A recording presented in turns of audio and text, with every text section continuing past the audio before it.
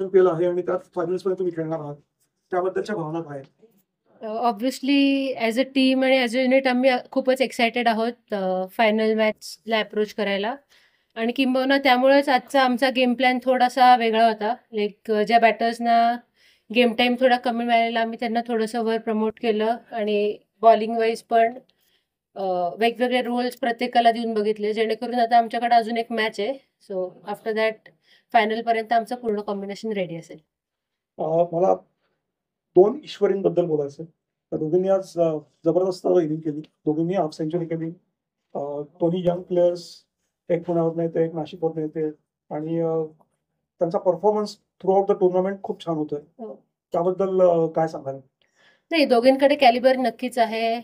त्यांनी under 23, under 19 महाराष्ट्रासाठी खूप चांगल्या कामगिरी ह्या आधी पण केलेल्या आहेत. आणि कसं असतं ना, ईश्वरी सावकार तर चांगल्या टचमध्ये आहेच आहे, बट आज द वे ईश्वरी अवसरेने कमबॅक केला परत. ती चांगल्या टचमध्येच होती, but to get few runs under her belt before approaching final, I guess ते खूप इम्पॉर्टंट आहे. आणि नक्कीच त्या दोघींचा मला बॅटिंगमध्ये ॲज अ कॅप्टन मी खूप हँडी प्लेयर्स आहेत ते, सो ते बॅटिंग आणि फिल्डिंगमध्येही मला मदत करतात. So it's good to have them. Okay. आणि 3 ज्या बॉलर्स त्यांनी आज विकेट्स घेतल्या, मुक्ता असेल किंवा आरती असेल आणि शरयू परत. त्या तिघींबद्दल काय बोलाल? मुक्ता मगरे ही माझी काय म्हणतात, गो टू आणि हक्काची बॉलर आहे, की नेहमी मला जेव्हा प्रॉब्लेम असतो तेव्हा मी मुक्ताकडे पळते. आणि ती माझा तो विश्वास सार्थ ठरवते पण. So it's always good to have experience bowler जी अंडर प्रेशर चांगलं करते.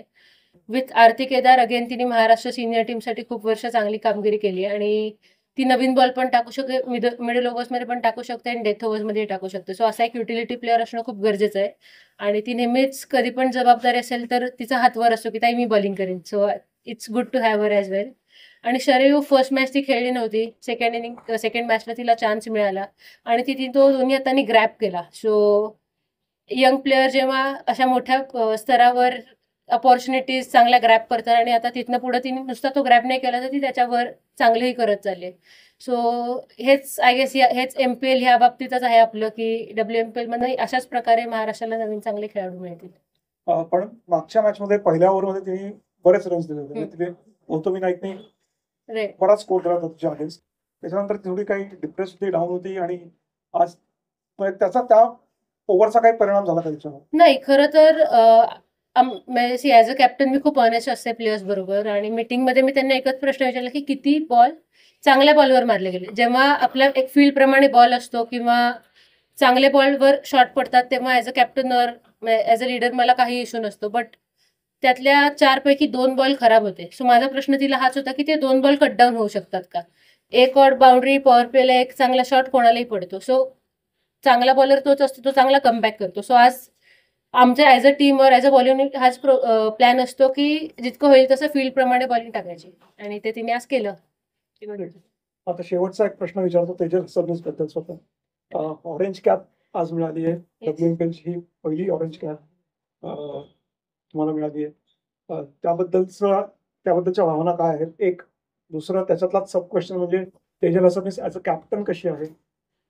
स्ट्रिक्ट आहे खूप, का बऱ्यापैकी सगळ्यांना आपले आपले रूल्स ठरवून दिलेले आहेत? ऑरेंज कॅप मिळाल्याबद्दल मी खूप ग्रेटफुल आहेच आहे. बट ऑरेंज कॅप हा कधीच पार्टचा प्लॅन नसतो, म्हणजे प्लॅनचा पार्ट नसतो. More or less it's about scoring runs for your team आणि टीमसाठी चांगलं करणं. सो हे जस्ट त्याचा बाय प्रोडक्ट आहे, पण प्रोसेस माझी नेहमी टीमसाठी चांगलं करायचीच राहील.